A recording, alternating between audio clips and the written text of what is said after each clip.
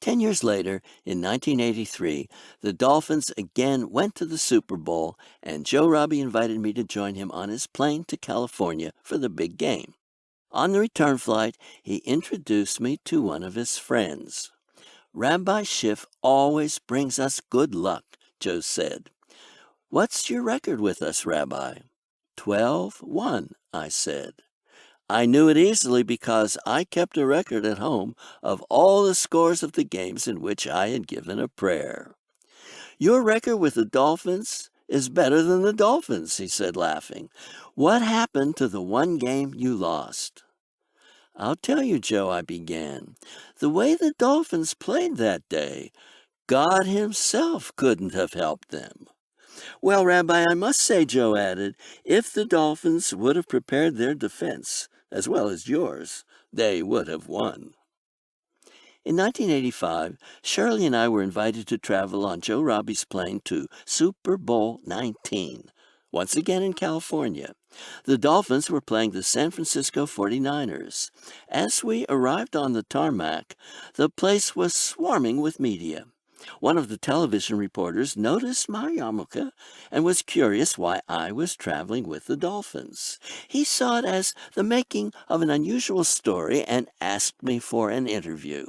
Eventually, he asked me who I thought would win, the team from Florida or the one from California. As a guest and a clergy, I did my best to be diplomatic. Do you know what the abbreviation for California, CALIF, stands for? I asked him. Come live in Florida. So the team from Florida will surely beat the one from California. We won the first half, but ended up losing the game. As Shirley always says, they should quit while they're ahead. That trip to the Super Bowl in San Francisco was a last-minute adventure. Joe Robbie had informed me that he might not know if there was room on his plane until the day before the scheduled departure. I packed a suitcase Wednesday night, the plane was leaving Thursday afternoon, just to be prepared in case I got the call.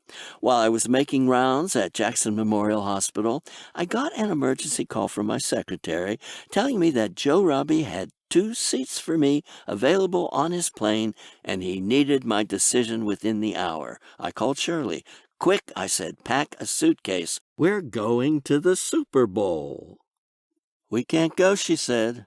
Jeffrey is sick. I could hear Jeffrey in the background saying that he wanted to go. Of course he did. If he's well enough to go, he's not that sick, I said. Our other sons, Elliot and Stephen, had spent the past week checking with me constantly, each pleading his case to go. Stephen had the best argument.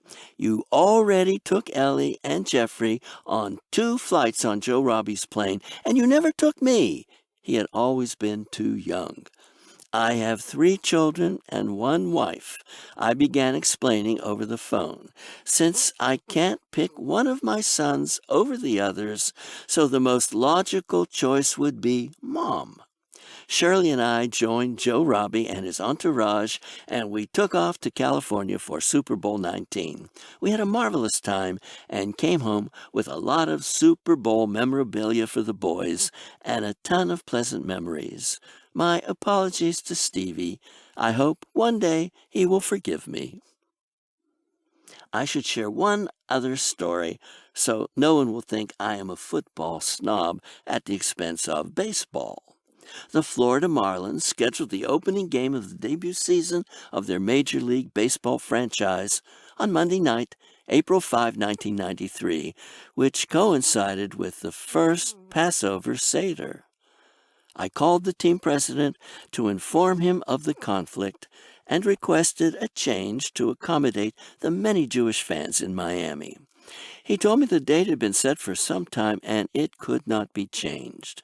I suggested that they move up the start of the game from 7 p.m. to 1 p.m. He accepted my suggestion and changed the time. The change was announced in the Miami Herald and enabled many Jewish fans to attend. After Joe Robbie died in 1990, I continued my relationship with the Dolphins. Wayne Huizenga, the new Dolphins owner, invited me to do a number of invocations. One season, when the Dolphins were struggling at 0-3, Mr. Huizenga approached me as I was standing on the field waiting to be introduced. "Rabbi, we need you to give a winning prayer." I gave him a serious look. "You pay Jay Fiedler, the quarterback at the time, $10 million a year, and you're looking to me to win the game?" Wayne burst out laughing. "Rabbi, if we win the game, I'll give you all the credit." I must say, I gave a winning prayer, but the Dolphins lost. In September 2003, I gave the invocation at the Miami Dolphins Buffalo Bills football game at Pro Players Stadium. As I was about to leave a pre-game tailgate party for the game, I asked the group to pray that I would give a winning prayer. "Pray that the Dolphins win," one in the group said, "but that they don't beat the point spread." The bookies had the Dolphins listed as 3-point favorites. "How do I pray, 'Dear God, let the Dolphins win, but that they don't win the point spread'?" I asked incredulously. "That would make God some kind of divine bookie." "Saul, you're the rabbi. You figure it out," another said, laughing. "I'll pray that the Dolphins win," I replied. "Let God figure out the point spread." The Dolphins won, 17-7. So that's not only how I came to pray for the Miami Dolphins, it's also how I came to cherish the sport of football. My friendship with Joe Robbie and his family, Coach Don Shula, the Dolphins organization, and all the fans I encountered over all these years. Now, if we can only win another Super Bowl. One side effect of serving in such a public position is the amount of phone calls that seem to come in on a daily basis, except for Shabbat, of course. For many years, I used a live answering service. One day, as a few people in my office were joking about my preparation for Christmas, someone suggested I call my service. I dialed my number, and the operator answered, but not at all as I expected. "Merry Christmas, Rabbi Schiff's service," she said so cheerfully. I wanted to stop her from using this embarrassing message, but not look like I was demeaning Christmas. "You know, this time of year, people are terribly busy," I said, "so please just say Rabbi Schiff's service." A few days later, some people began needling me again and suggested I call my service. "Rabbi Schiff's service," the operator answered, just as I had asked. "Can I speak with Rabbi Schiff?" I asked, just to amuse my colleagues. I even put the phone on speaker so everyone could hear. "Oh, sorry," replied the operator. "Rabbi Schiff is very busy during the Christmas season." The next day, I installed an answering machine. 8. Nixon speaks Hebrew and other celebrity encounters. I gave the invocation at the National Convention of the AFL-CIO in Miami Beach in 1972. Although we all were struggling with how we felt about the war in Vietnam, it was still exciting to be hosting President Richard Nixon, who was scheduled to speak at that session. Whether you agreed with his policies or not, it was always a thrill to meet such a man in person. Our son Jeffrey had recently received the Presidential Physical Fitness Award for Excellence in Sports. The certificate had a machine signature of the president. I took it with me on the chance that I could get the president's personal signature. After my prayer and Nixon's speech, he walked into the crowd to shake hands. I followed him. As he turned around to leave, he practically bumped into me. I told him that my son Jeffrey had received the award and that it would be an honor for my son to have the president's personal signature. Nixon was glad to oblige. I gave him my ballpoint pen. With nothing to lean on, he couldn't get it to work. He handed me back my pen and took out his own, with his name on it, of course. Naturally, his worked. He asked me about Jeffrey. I described some things about him and announced that he would soon have his bar mitzvah. The president said, "Jeffrey sounds like a fine young man. Please give him my pen as my bar mitzvah gift." Before I realized what had just happened, Nixon left the room. An omen? Perhaps. This story first appeared in the Miami Herald.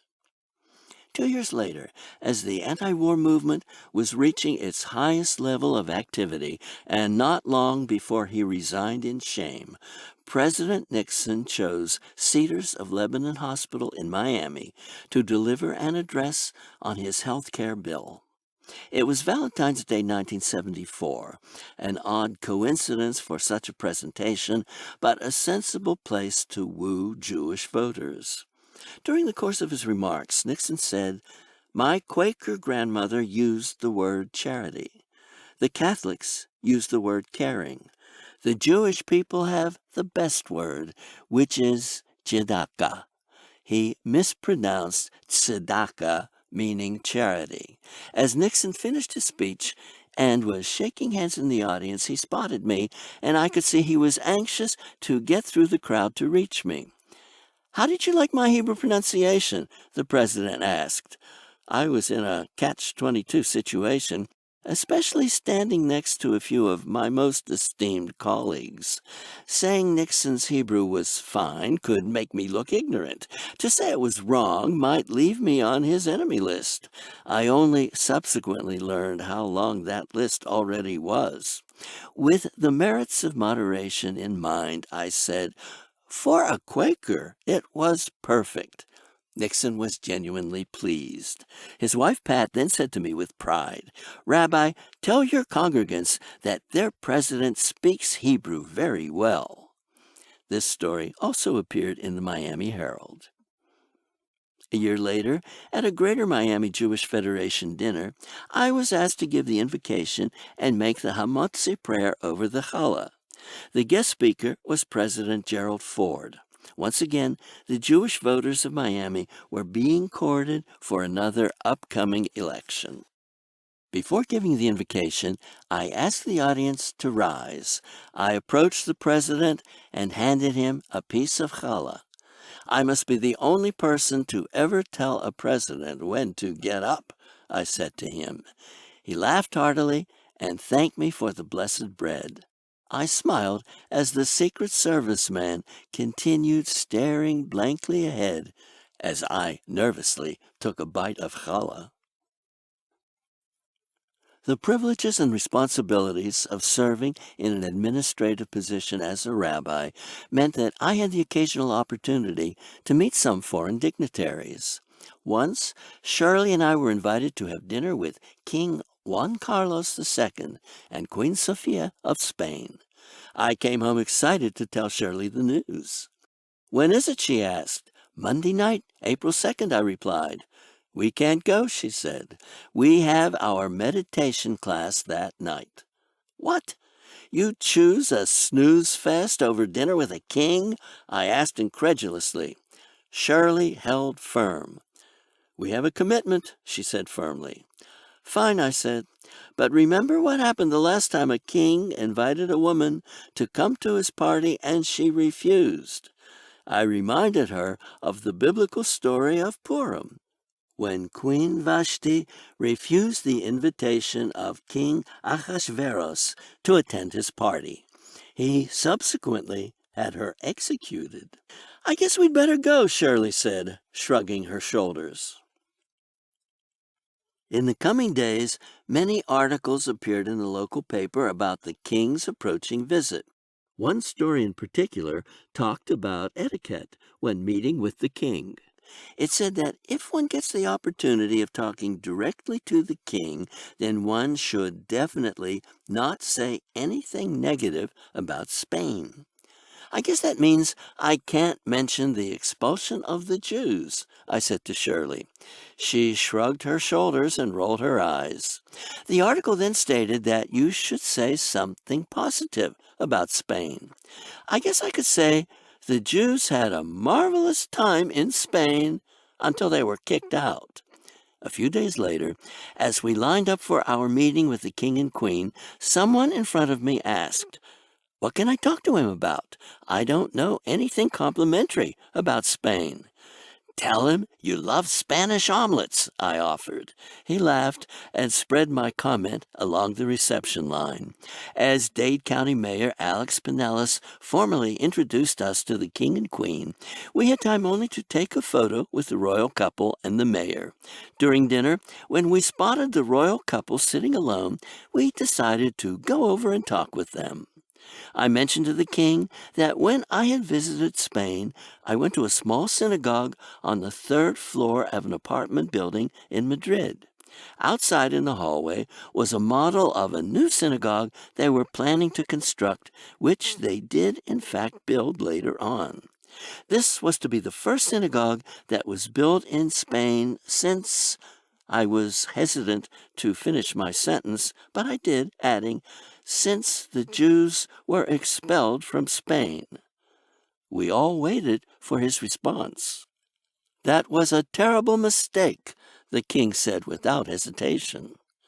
To lighten the moment, I mentioned that we had recently met with the president of Germany. "Oh, Johannes Rau is a good friend of mine," the king said. Our conversation soon grew quite casual, and I ended up inviting the king and queen to stay in our home on their next visit to Miami. "Of course, we don't live in a palace as you do," I said. "I'll let you in on a secret," the king said, his eyes twinkling. "I don't live in one either." "In that case," I said, "you will feel right at home in our house." In May 1980, President Jimmy Carter invited a number of Jewish community leaders from around the country, myself included, to the White House, where he honored Israel's Prime Minister Menachem Begin. After socializing with the invited guests, the two heads of state addressed the assembly. President Carter made two historic commitments. First, that the United States would set aside land in Washington, D.C. to build a Holocaust Memorial Museum.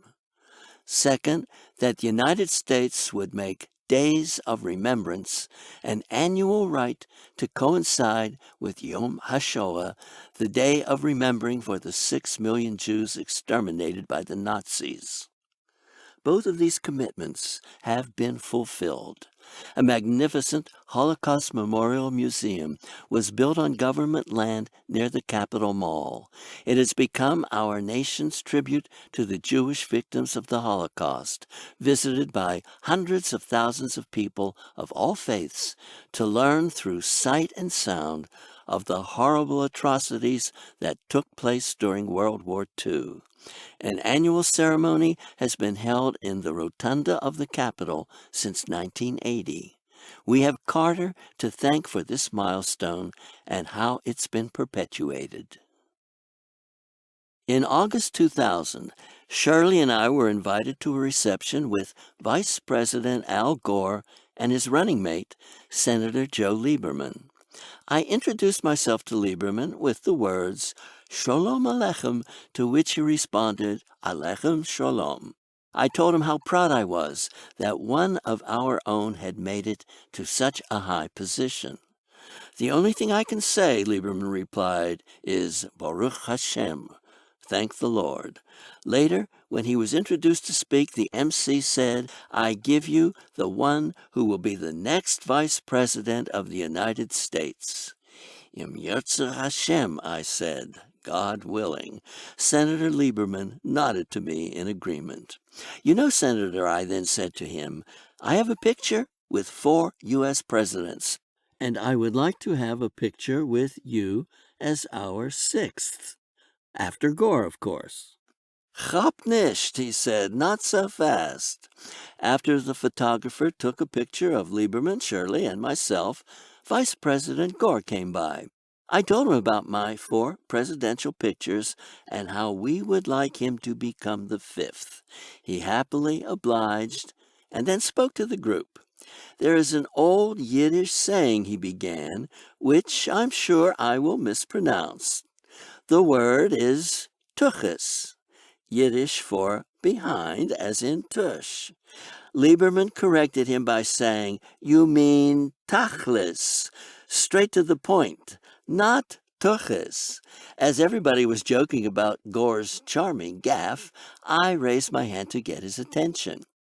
"Oh, my rabbi is going to correct me," Gore said. "You talk less and do more," I said, hoping he got my play on words. Gore and Lieberman nodded approvingly. I later told Lieberman that our children live in Stamford, Connecticut, and daven, pray, in Rabbi Joel Ehrenkrantz's synagogue. He said Rabbi Ehrenkrantz had bar mitzvahed him. He inquired about the names of our boys and said he would look forward to meeting them. At a rally some months later in Coral Gables, I brought a letter which I addressed to Al Gore and in which I had written, "Your selection of Joe Lieberman, which is the first time a Jew had been chosen as a vice presidential candidate, is in keeping with a statement by George Washington."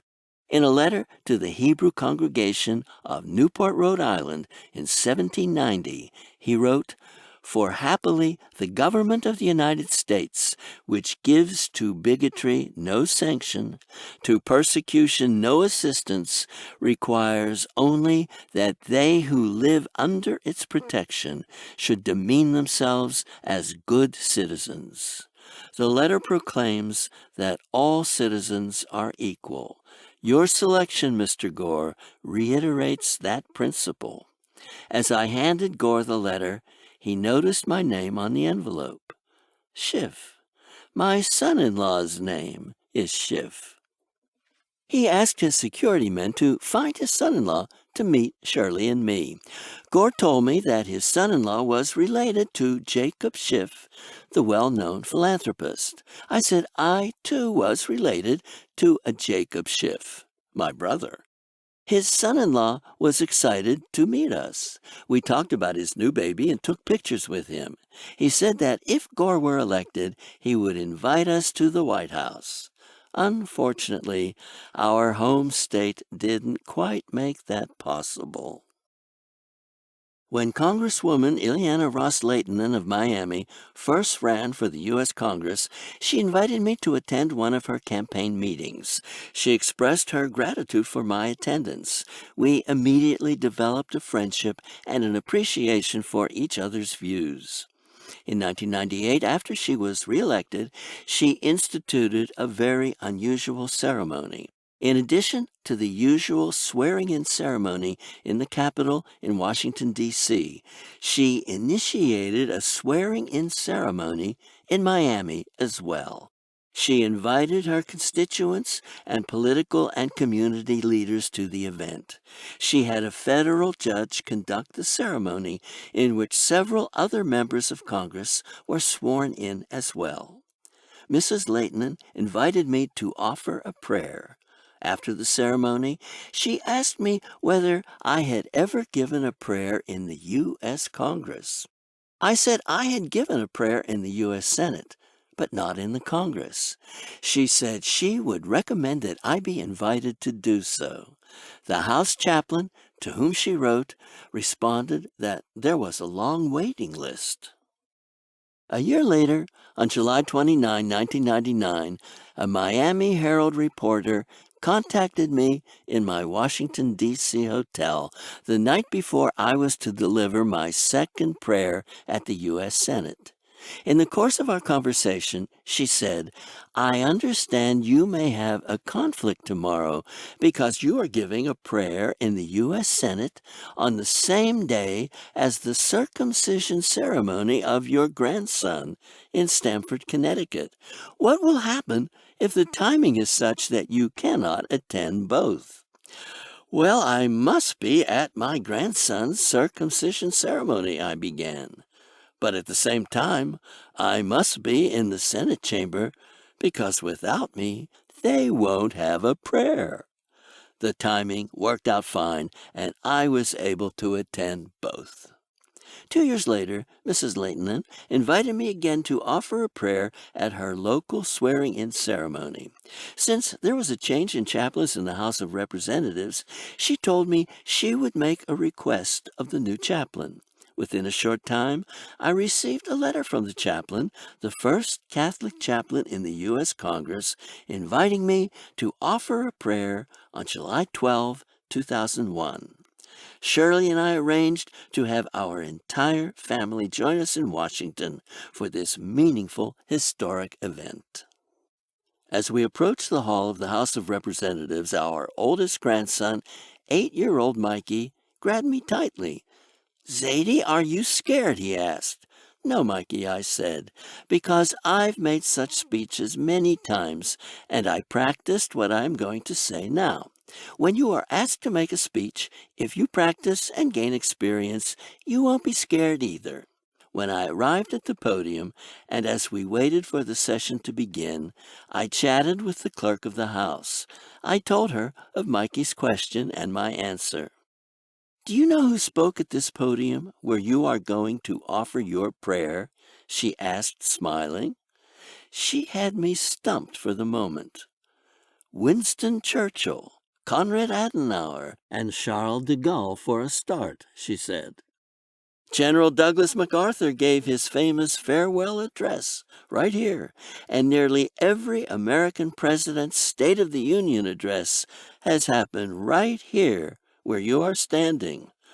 "Okay, now I'm scared," I responded. Later that day, I told someone about the clerk's comments. "In the future," he said, "when clerks make this comment to some other nervous person about to address Congress, they will add, 'and Rabbi Solomon Schiff.'" On April 23, 2009, my wife Shirley and I were invited to attend a ceremony at the Capitol. I was invited as the new chairman of the Holocaust Memorial of the Greater Miami Jewish Federation in Miami Beach. President Barack Obama addressed the group, consisting mostly of Holocaust survivors. He mentioned that his grandfather had been an American soldier who took part in liberating one of the Nazi death camps. He expressed his deep sympathy for the victims and their survivors, stressing that only through remembering the past can we help ensure that this tragedy never occurs again. Obama's statement is in keeping with the prophetic words of George Santayana. "Those who do not learn from history are condemned to repeat it." What an honor it has been for me to play even a small role in making this happen. With so much talk about the Tea Party these days, perhaps the Tea Party should take a coffee break. 9. Adventures in Israel.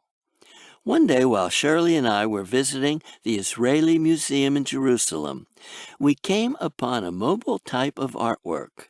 It consisted of about 20 thin steel rods hanging from the ceiling, with steel balls connected at the bottom of each of them. When you pushed a button, an electric charge sent the balls moving back and forth.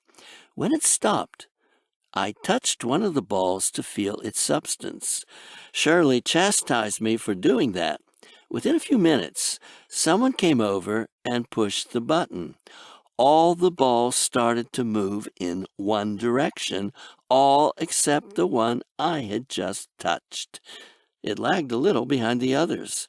As the balls returned, they hit the slower one, which threw the balls off kilter until each one ended up flying in different directions. The people watching this artwork grew confused, seemingly wondering what a strange mobile it was, with no rhyme or reason for its function. "I told you not to touch it," Shirley said. I moved away, hoping no one had seen me perform such mischief. Many years later, I had lunch with the Israeli Consul General of Israel to Miami. During our conversation, I mentioned this story. "So you're the one who fouled up that whole exhibit," he said. He was joking, I think, I hope. I since learned that do not touch means do not touch. This was similar to another experience I had in Israel during a rabbinic mission soon after the Yom Kippur War. We had come across many destroyed tanks. Everyone was picking up souvenirs. I picked up a piece of metal that had a switch on it. I kept it, carrying it all the way back to the States with a real feeling of pride. In showing this item to many people over the years, I explained that this was a switch that fired the tank's cannon. This story was always received with great interest. Once, after relaying my experience to a group of friends, someone who had actually served in an American tank division said that the trigger used to fire the cannon is a button and not a switch. He pointed out that the switch is used to turn the lights on and off. I never was able to tell my story that way again. At least, I didn't break the switch. Once, while on a Jewish Federation mission to Israel, Shirley and I went to a shopping mall in Jerusalem where we saw a Burger King that was kosher. Since there are no kosher Burger Kings in the United States, we decided to eat our first hamburger in a fast food joint. When we returned to our hotel, we excitedly told our friends that we had eaten a kosher hamburger at a Burger King. "How does it compare to our hamburgers back in the States?" one of our friends asked. "You are not going to get me to answer that question," I said, refusing to fall for such a trick. Shirley and I were invited by longtime dear friends Stanley and Lenore Weinstein to be their guests on a trip to Israel to officiate at their son Moshe's wedding. Two unusual things happened during that experience. We arrived in Israel on Hoshana Rabbah, the last day of the holiday of Sukkoth.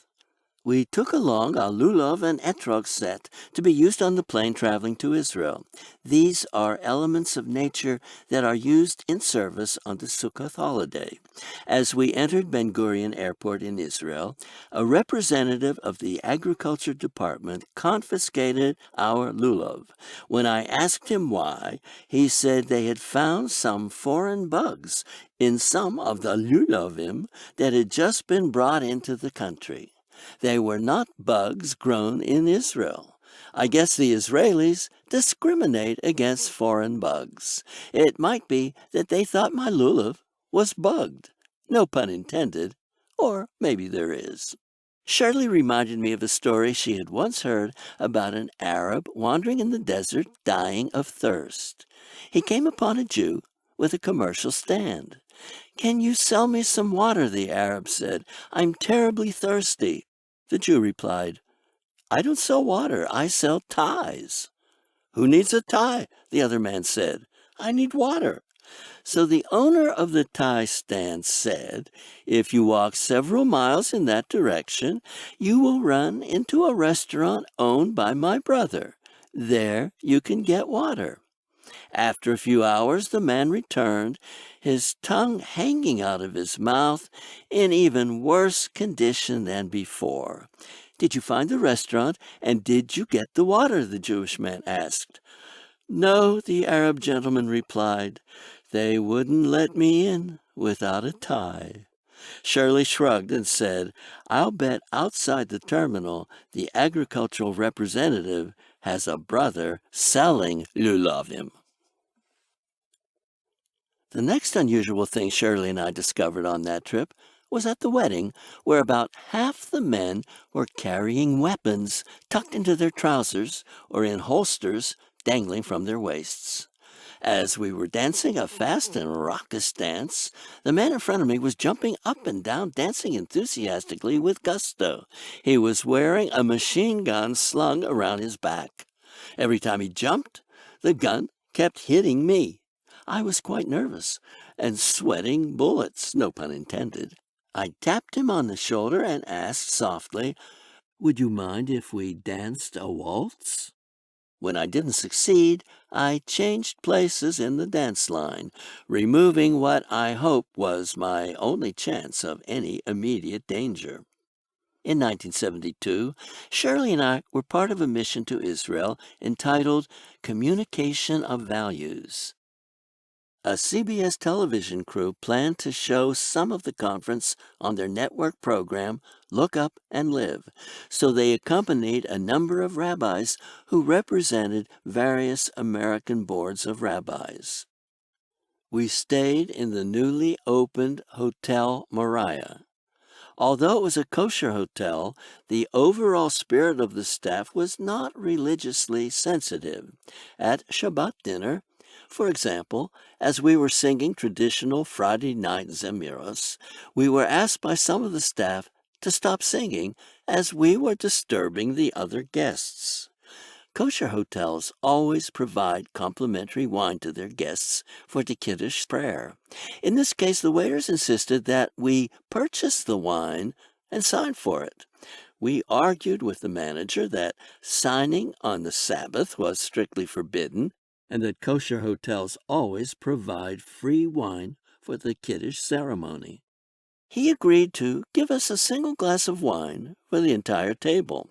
We insisted that each one of us receive a glass of wine, to which he finally agreed. Not long after, the head of the CBS crew, Chalmers Chum Dale, a good Irish Christian, entered the dining room. I whispered to him, "Say to your waiter the word Kiddush." Without knowing what it meant since he was not Jewish, Chum said the word and received a complimentary glass of wine.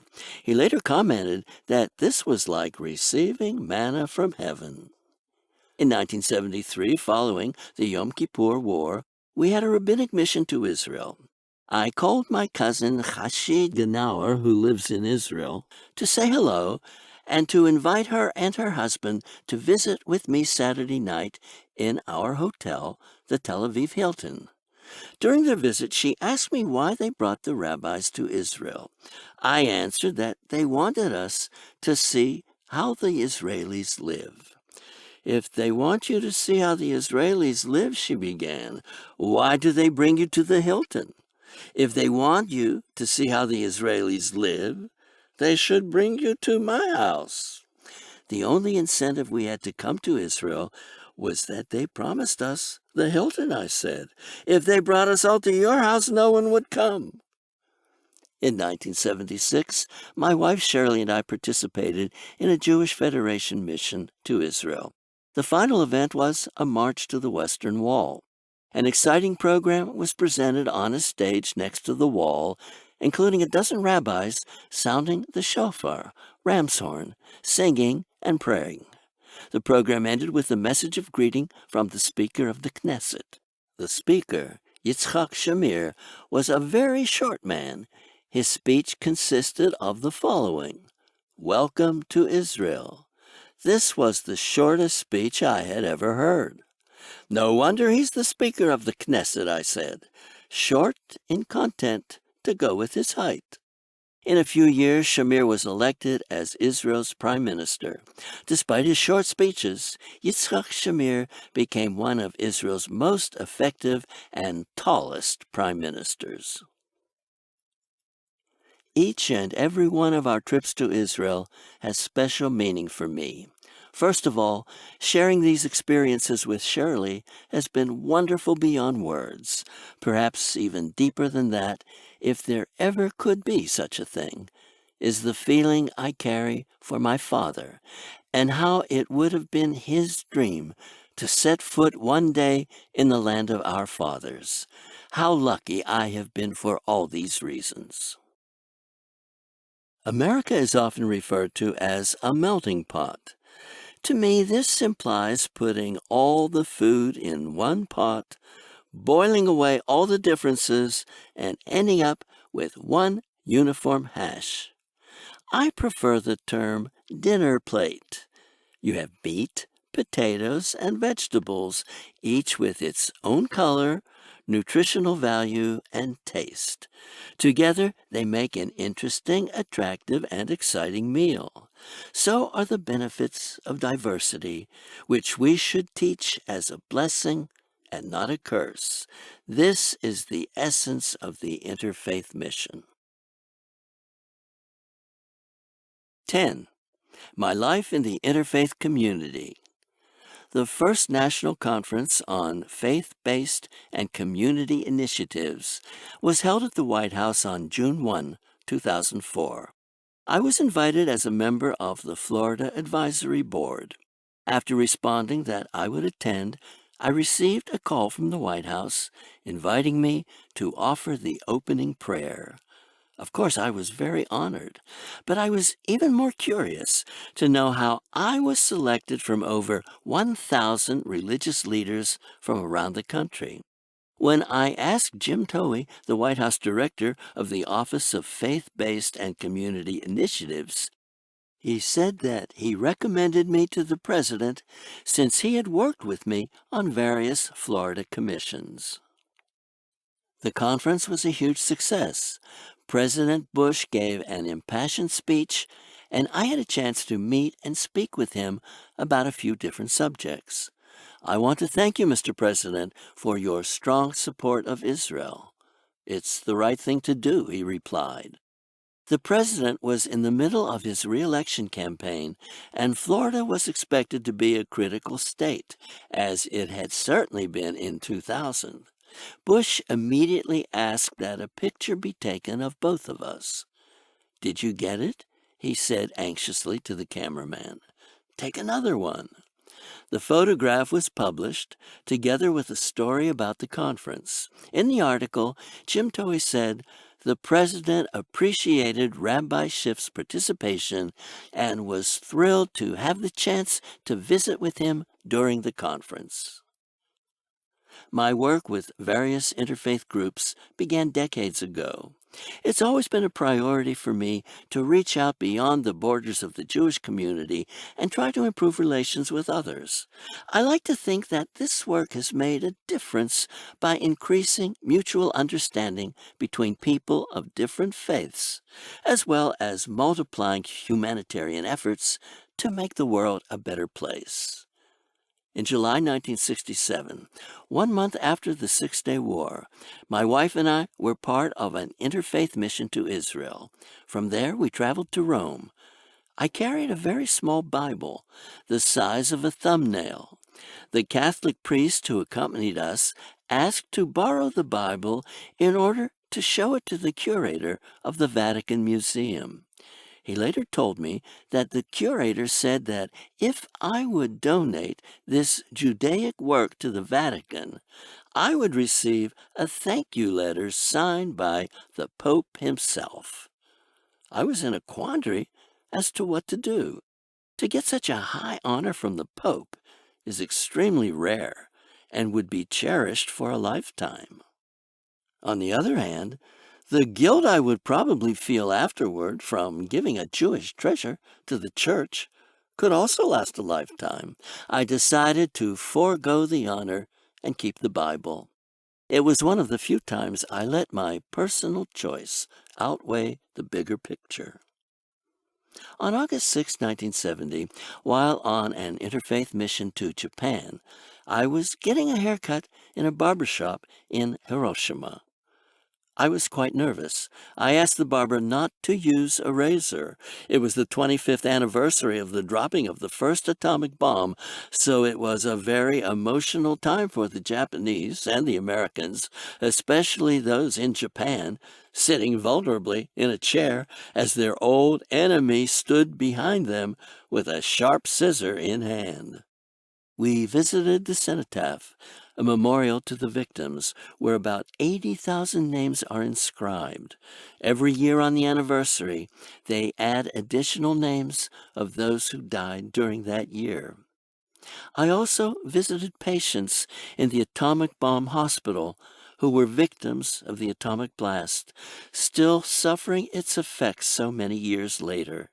At first, this seemed surprising, but when I learned more about the horrors of atomic warfare, It wasn't shocking. It was merely devastating. The stark reality left an indelible impression on me. During my stay at the Royal Osaka Hotel, we were pleasantly surprised to hear that Emperor Hirohito was staying at the same hotel while visiting Expo 70. I found out what floor he was staying on. I asked a clerk to write a note for me in Japanese, which I dictated to her in English. My name is Rabbi Solomon Schiff from Miami, Florida. I have come to bring greetings to the Emperor from all the Jews in Florida. The clerk was shocked. She couldn't believe I actually was going to visit the Emperor. As the elevator stopped at his floor, I quickly stepped out and discovered two burly guards stationed by the elevator, I guess to keep people like me from entering the floor. I handed them my note. They argued with me in halting English, insisting that I could not see the Emperor. They called another official who told me the same thing. I protested politely, saying I was leaving the next day. If the Emperor doesn't see me now, he won't ever see me, I said, knowing full well how silly that must have sounded. They finally brought out a public relations type person. The Emperor is very happy you are here. He extends to you and the Florida Jews his best wishes, but he is very tired and not up to company. The next morning, as our group was preparing to leave the hotel, security men cordoned off the lobby in preparation for the Emperor's departure. They rolled out a red carpet, and the lobby soon filled with excited spectators. Reverend Luther Pierce, one of our group leaders, asked a security man whether it is permitted to snap a picture of the Emperor. He said, "Not with a flash." Since I had a flash camera, I moved to the other side, behind a Japanese contingent, in order to be removed from the inquisitive reverend. As the Emperor walked out of the elevator down the red carpet, I snapped his picture. As the people in front of me turned around to see where the flash came from, I also turned around. As they turned back, I snapped another picture, getting a picture of the Emperor facing me. As the Emperor and his party left the hotel, Reverend Pierce ran over to me. "If it comes out," he said excitedly, "I'd like a copy." Before I left the hotel in Osaka, a strange thing happened. As the Emperor was about to leave, and we were confined to the lobby, I left my luggage nearby with my hat on top of it. Once the Emperor left, I went to retrieve my luggage and found that my hat was missing. Since the only one who had left the hotel at that moment was the Emperor, it would seem logical to suspect that he was the culprit who had taken my hat. A number of years later, I read a newspaper story that said that the Emperor, who was visiting Washington, D.C., had joined President Ronald Reagan for dinner. As they left the restaurant, the article said, the Emperor found that his hat was missing. I always wondered whether the hat that the Emperor lost was in fact my hat. In the early 70s, Congress was considering passing legislation that would remove the exemption from military services for divinity students. We arranged for several clergy to visit Washington to lobby senators and congressmen to retain the exemption. As we visited with one congressman, Rabbi Tibor Stern presented his arguments for the exemption. If we send our rabbinic students to the military, they will become corrupt and lose their morality. I began pinching Rabbi Stern under the table to get him to back off. After we left the office, Rabbi Stern asked who was pinching him. I raised my hand. "You keep saying the army corrupts the morals of our young people. Do you know who you were talking to? That man is the chairman of the Armed Services Committee. I don't think he appreciated hearing that the army corrupts the morals of young people." "You think they hear everything you say?" Rabbi Stern asked. We then visited Senator Gurney, the Republican senator from Florida. Rabbi Stern, instead of presenting the agreed upon talking points, went off again on his unique path.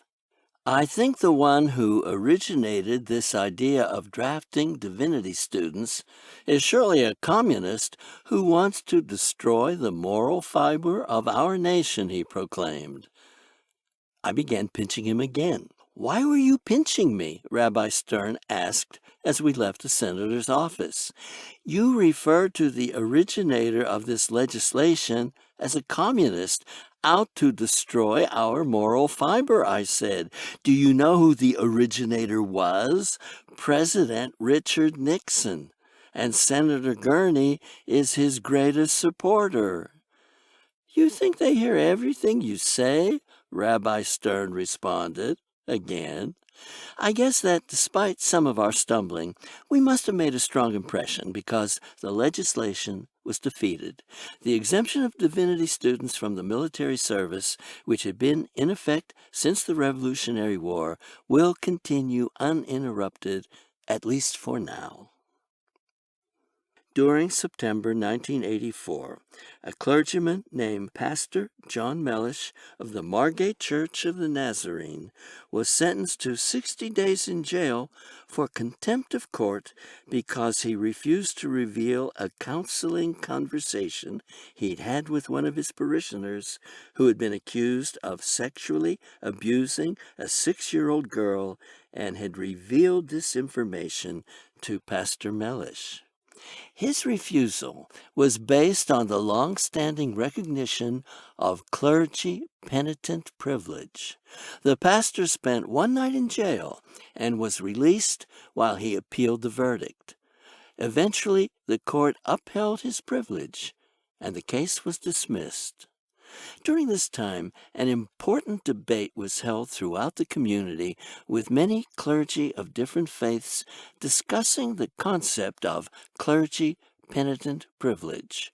While no one could dispute the horrific act of child abuse, especially that of a sexual nature, all of us felt that the clergy parishioner-congregant relationship should be afforded the same treatment that a client-attorney or doctor-patient privilege provides. Time Magazine, CNN, and CBS's 60 Minutes did segments on this issue, and all three interviewed me on the subject. In Time, October 1, 1984, I stated that there is an unbreakable bond between clergymen and congregants that is protected by the U.S. Constitution's guarantee of religious freedom. On both CNN and 60 Minutes, I said that it was very important for me as a clergyman to support the rights of a co-religionist because if one faith group is denied their rights, other faith groups, including mine, could be denied our rights. Since the case was finally adjudicated in the pastor's favor, it reinforced the time-honored constitutional protection of freedom of religion. In 1984, Shirley and I participated in a rabbinic mission to Poland. The group assembled at Kennedy Airport for a briefing by the professionals who arranged the mission. Since Poland was then under communist rule, they were concerned that the rabbis would engage in political conversations with the people we were to meet. They enumerated many do's and don'ts. Can we ask them about solidarity? I said. Don't mention solidarity, the speaker snapped, reacting with obvious anger. He explained that this was a no-no. There are communist spies everywhere, and discussing this subject could jeopardize our entire mission. This prompted a reaction by the other participants. They questioned how I would even ask such a question. I quickly realized that the subject of solidarity was not to be raised again. We arrived in Warsaw and were taken to a hotel and immediately ushered into the dining room for dinner. Shirley and I happened to sit with the Polish tour guide. Shirley asked the waiter for lemon. There is a shortage of lemons, the waiter replied. She asked for coffee. We're short of coffee this month. came the waiter's reply. We got the same answer when we asked for other foods. It seems like there are a lot of shortages here, I remarked to the guide. It's not us, he said. It's solidarity that caused this. I quickly turned to my colleagues. He mentioned solidarity, not me. The fact is that although there was great fear of mentioning that word, almost every conversation we had during our visit revolved around solidarity. It was on everyone's mind, and the movement eventually caused the upheaval that ended not only communism in Poland, but also the downfall of the entire Soviet dictatorship.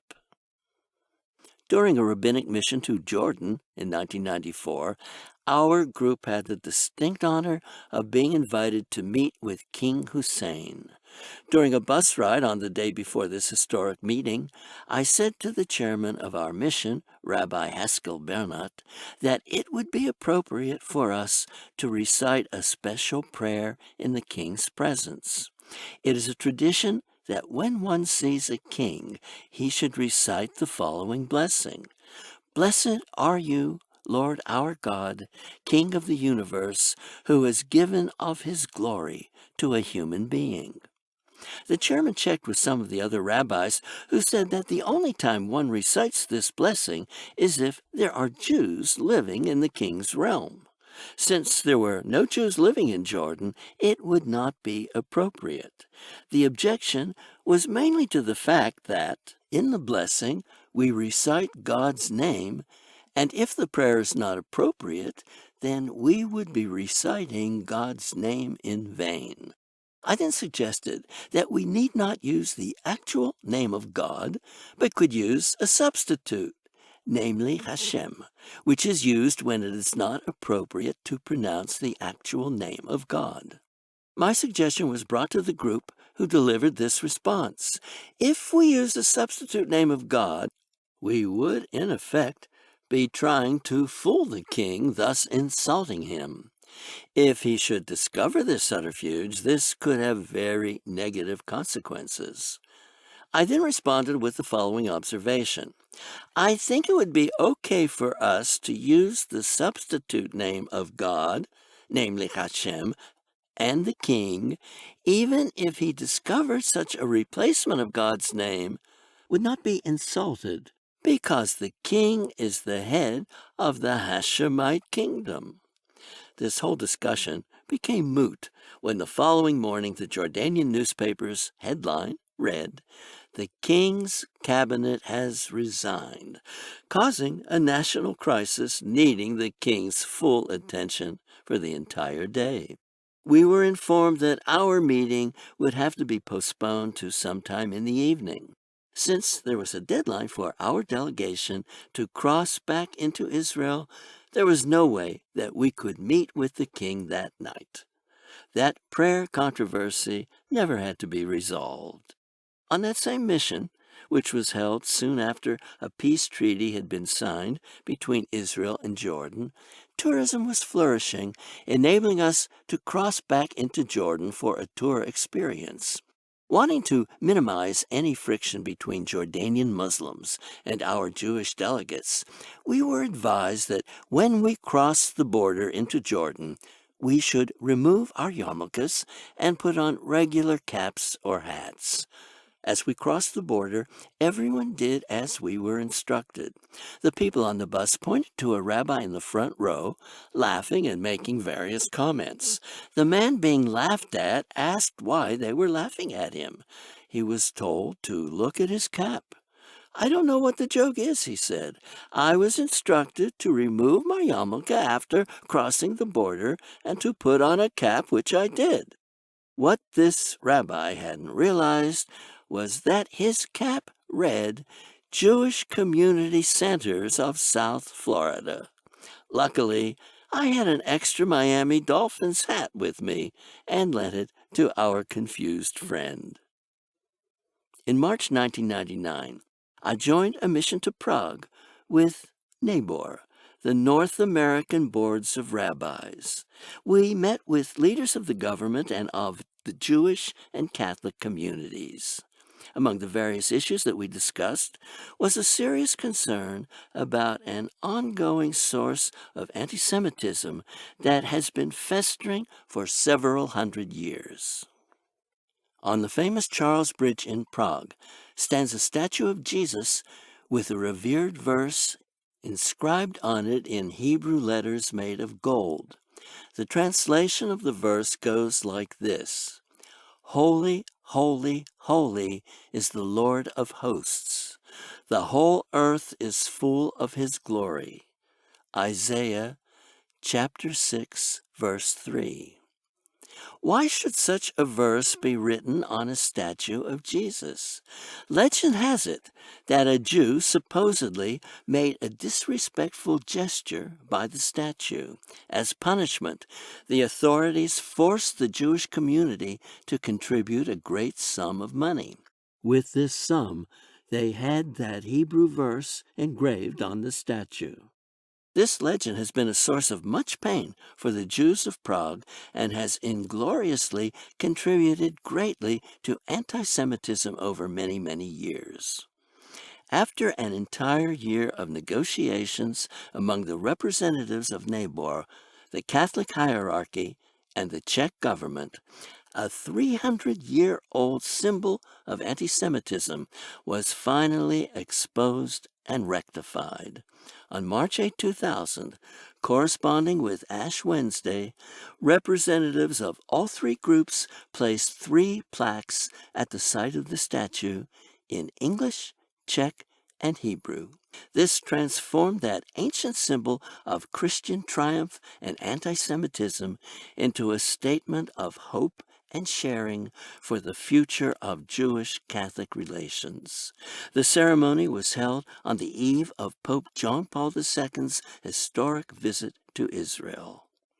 For me, this story reinforces the belief that the human spirit is basically good and that hope for a better day is always alive. Interfaith work isn't only about fostering good relationships between different religious groups. Sometimes we clergy are called upon to settle complicated and highly sensitive personal disputes. Many years ago, a Jewish man married a Catholic woman who converted to Judaism. At one point, they got divorced and the couple shared custody of their son.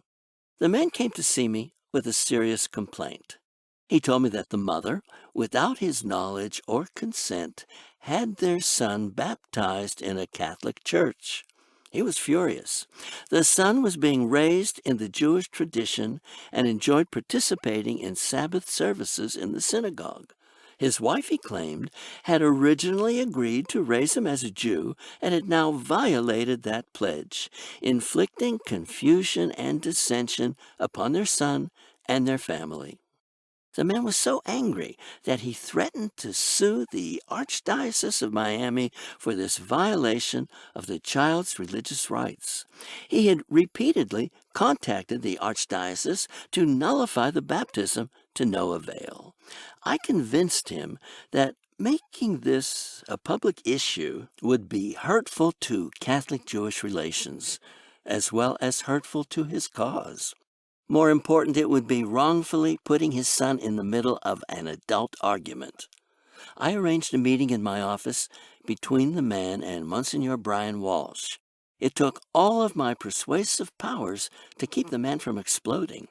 I suggested that the Archdiocese issue a nullification letter and that the man drop all plans for a lawsuit.